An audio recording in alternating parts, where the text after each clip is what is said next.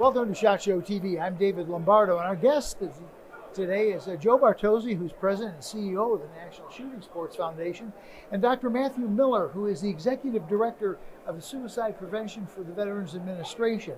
Dr. Miller, so I'm a Vietnam guy, and I was in the medical corps, and I was probably with a couple of hundred people who had been wounded, some fatally and some not. And of all of those people, I don't ever remember one of them saying, I want to die. Every one of them fought to live. Something happens between that moment and that moment. Yeah, and that something that happens can be so brief in time. We know that 70% of the time with veterans, the time from thinking about suicide and deciding to taking action can be 60 minutes or less. And we know that 70% of the time it involves a firearm. So helping veterans and everyone to understand the importance in suicide prevention of taking time and space between person, firearm, ammunition during those critical points can be life-saving. Are there indices that you can identify that something is going bad? Yeah, a lot of time we call it dark periods in life. And people think, well, that must mean that I'm going through something that's mental health related, like I have depression or I have PTSD. While those things certainly may be involved, it doesn't have to be that. It could be a situation where you receive several calls from a creditor and you're in debt. It could be served papers of some sort legally. It could be job problems, relationship problems. During those dark periods, you start to see some changes. Changes in interest, changes in mood, changes in activity levels. Those are those times where it's really important to think carefully about entering some time and space between self and firearm.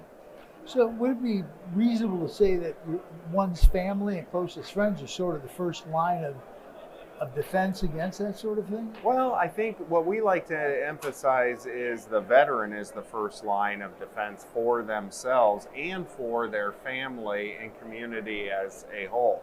But then, yes, family plays a critically important role.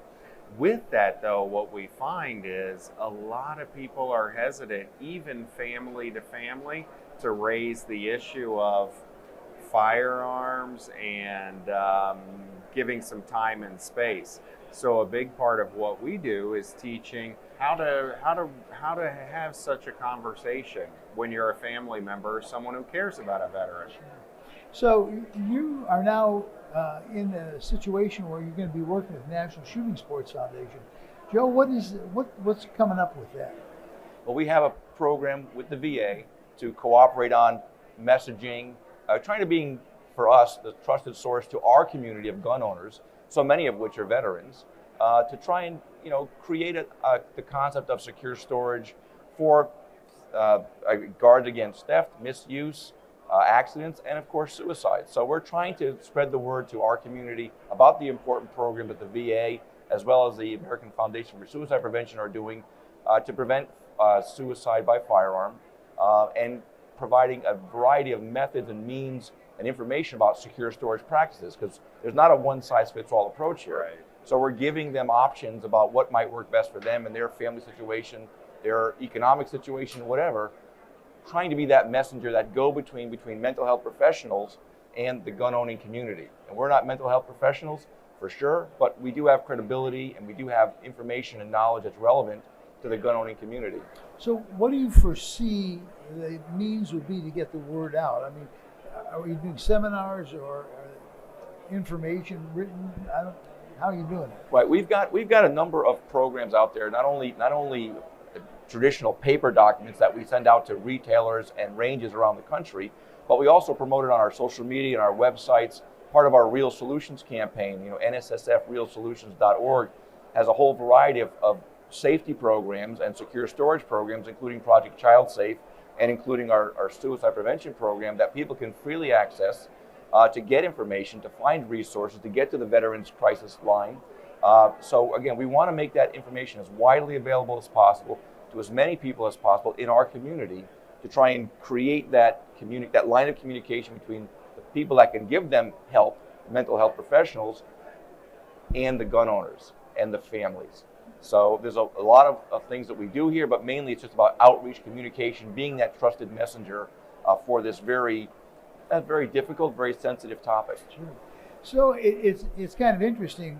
You're looking at a situation where there's two sides. One side is the family, the friends, they should have some awareness to help prevent this. But the other side of it is being able to have access to something you can do it with. Because there's a lot of ways that you can commit suicide, but a gun is a pretty quick final one. Right, so 90% of the time, fatal. Yeah, that's a definite issue. And the other thing we kind of talked a little bit about before we started the interview, for some vets, the VA is not as happy an experience as others. I said that I have had very good experience with them, but some haven't.